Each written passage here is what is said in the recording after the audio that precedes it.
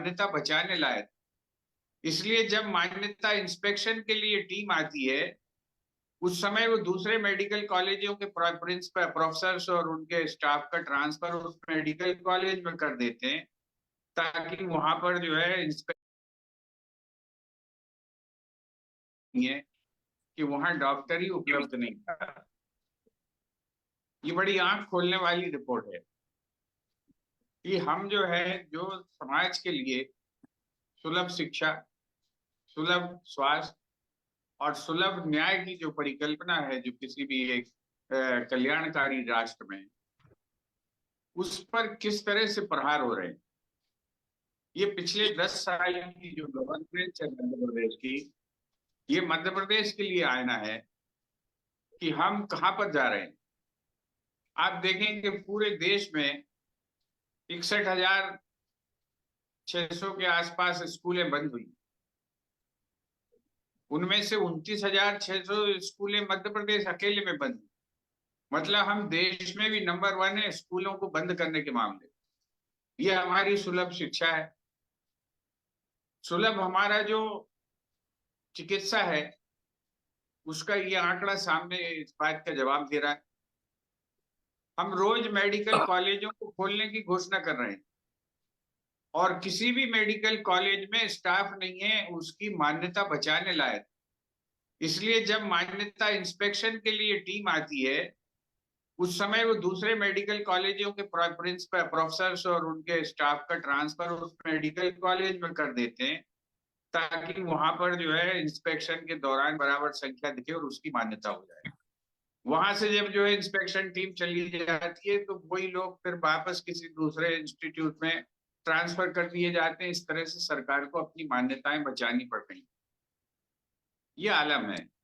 NEET की परीक्षा का देश में क्या हाल हुआ ये सबको मालूम कि किस तरह से जो है गुजरात मॉडल में, गुजरात का जो जलाराम कॉलेज है उसमें जो सेंटर बनाया गया था उसमें क्या हुआ, ये सारे देश को मालूम है। परिस्थितियां ये है कि ना हम सुलभ शिक्षा दे पा रहे, स्कूलें बंद हो रही, ना सुलभ न्याय दे पा रहे, ना सुलभ जो है पेंडेंसी हर जगह तीनों इंस्टीट्यूशंस में इतनी है कि उस पेंडेंसी को समाप्त करने में हो सकता है हमें 30 साल 40 साल लग जाए। इन परिस्थितियों में सरकार ये कह रही है कि उसका टैक्स का कलेक्शन 1.5 गुना 2 गुना हो रहा है। तो ये टैक्स की जो वसूली है ये किस लिए हो रही है? अगर हम जनता को डिलीवर नहीं कर सकते, न शिक्षा, न चिकित्सा, न न्याय, तो ये जो वसूली है, ये जो टैक्स है, इस टैक्स कलेक्शन का लक्ष्य क्या है? क्या भ्रष्टाचार में टैक्स के धन को जो है समाप्त कर दिया जाए? ये एक बड़ा प्रश्न है और इस प्रश्न, इस सामाजिक प्रश्न है, ये हमारी गवर्नेंस का प्रश्न है। इस प्रश्न पर हम आपके विचारों को आज आमंत्रित करना चाहते हैं। कौन शुरुआत करेगा?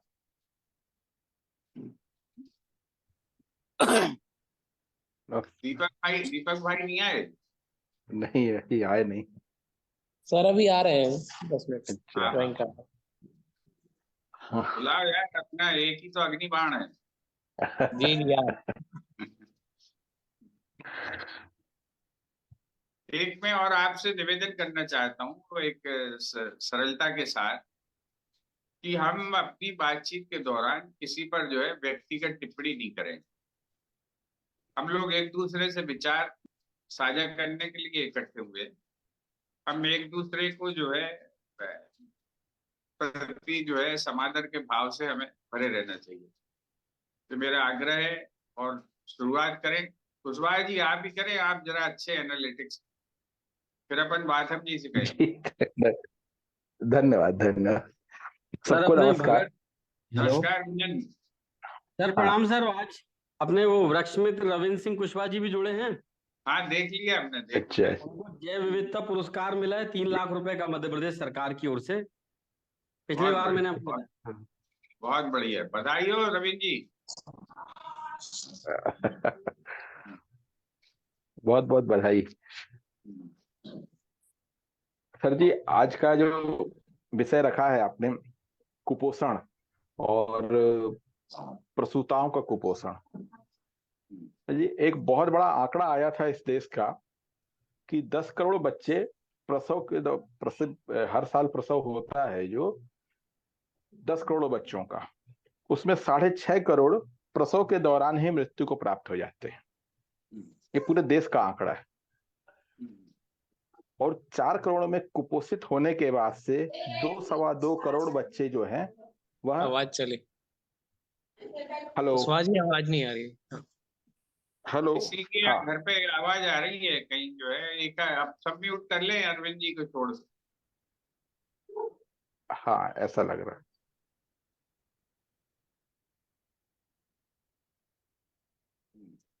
बोलिए बोलिए। हाँ, तो मैं सर जी बताना चाह रहा था आज के विषय के संबंध में कि जो कुपोषण और प्रसूताओं का कुपोषण, इसके ऊपर एक आंकड़ा था पूरे देश का कि 10 करोड़ बच्चे प्रसव के दौरान में से 6.5 करोड़ मृत्यु को प्राप्त हो जाते हैं। 4 करोड़ में से 2.25 करोड़ का ही पोषण हो पाता है, सही ढंग से विकसित हो पाते हैं। आज जो पिछले 10-12 साल से जो महाशक्ति बनने का और विश्वगुरु बनने का जो ढिंढोरा पीटा जा रहा है, हम अपने यहाँ के बाल कुपोषण को यदि नहीं रोक पाए, हम अपने यहाँ के उन पौधों को जो कि भविष्य में जाके इस देश के शूरवीर बनेंगे, उनको यदि हम नहीं पोषित कर पाते हैं, उनको हम नहीं शिक्षित कर पाते हैं, उनके ऊपर डॉक्टर नर्सेस नहीं रख पाते हैं, उनकी सुरक्षा व्यवस्था के लिए, बालिकाओं की सुरक्षा के लिए पर्याप्त पुलिस बल और व्यवस्था नहीं कर पाते हैं, तो हम इस देश को महाशक्ति कैसे बना सकते हैं। आज अमेरिका के मॉडल पे चलने के लिए अमेरिका का बहुत नाम लिया जा रहा है 10-12 सालों से कि अमेरिका विश्व से महाशक्ति है। तो कैसे है वहाँ का मॉडल, तो आप समझिएगा कि वहाँ 1 से 12 तक लेकर के शिक्षा और स्वास्थ्य टोटली फ्री है बच्चों के लिए, जो अमेरिका में जन्म लिए हुए नागरिक का, अमेरिका में जन्म लिए हुए बच्चे का। वह अपने हर पौधे को इतना पोषित करते हैं, इतना सशक्त बनाते हैं कि वह जाकर आज विश्व महाशक्ति है। एक अमेरिका ही क्यों, किसी भी देश का आप उदाहरण ले सकते हैं कि वो किस बेस पे काम करता है। आज हमारे यहाँ जो टैक्स का कलेक्शन की जो ढिंढोरा पीटा गया है, इतना टैक्स कलेक्शन हो रहा है, उस पे हम किस बात पे ज्यादा खर्चा कर रहे हैं और किस पे कम खर्च कर रहे हैं और किस पे बिल्कुल नहीं खर्च कर रहे हैं, इस आंकड़े से भागते हैं वर्तमान सरकार के लोग। इनको कुपोषण का आंकड़ा दो, बेरोजगारी का आंकड़ा दो, स्वास्थ्य संबंधी की लैकिंग का आंकड़ा दो, तो इनका हमेशा यह मत रहता है कि यह सब चीजें जो है सामाजिक समस्या है, यह राजनीतिक समस्या नहीं है। और जनसंख्या जो कि एक सामाजिक समस्या है, उसको एक राजनीतिक समस्या बना के पेश करते हैं। जनसंख्या टोटली बालिकाओं के शिक्षा पे डिपेंड करता है। अगर बालिका अधिक से अधिक शिक्षित होगी तो आपका जनसंख्या नियंत्रण अपने आप हो जाएगा। उसके लिए सबसे बेसिक चीज यह है, ना कि जबरदस्ती से, ना किसी राजनीतिक निर्णय से और ना किसी कानूनी निर्णय से, जनसंख्या विस्फोट को एक बड़ा कारण बता के हर एक विकास योजनाओं में अपनी नाकामी को छिपाने का जो एक हथियार इन्होंने बना रखा है। और जबकि मध्य प्रदेश के जो अभी आंकड़े कल आपने पेपर में आए और आपने जो अभी बताए हैं, मध्य प्रदेश तो इन सब चीजों में के अलावा शोषण में, चाहे वो महिला शोषण हो, चाहे आदिवासियों का शोषण हो, इन सब में भी आगे रहता है। यहाँ पे एक अभी कुछ दिनों पहले एक शिक्षा मंत्री जब गए थे, 8वीं क्लास का शिक्षक दूसरी क्लास की पुस्तक नहीं पढ़ पा रहा था।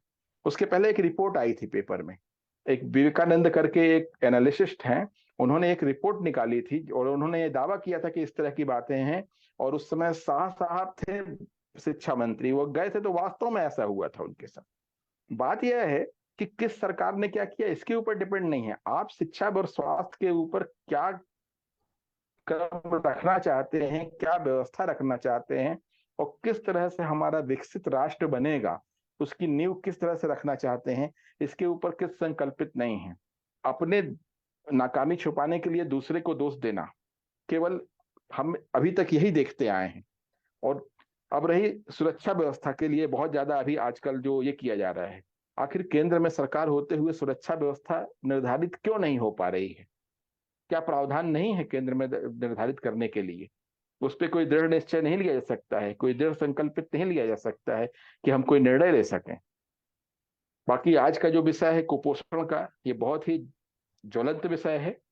मैं चाहूंगा कि इस पे और भी जो वक्ता हैं वह विचार रखें, एक से इन वक्ताओं के विचार से इस विमर्श को आगे बढ़ेगा। बाकी दूसरे विषय को मैं छेड़ना नहीं चाहता हूँ। धन्यवाद। बात हमने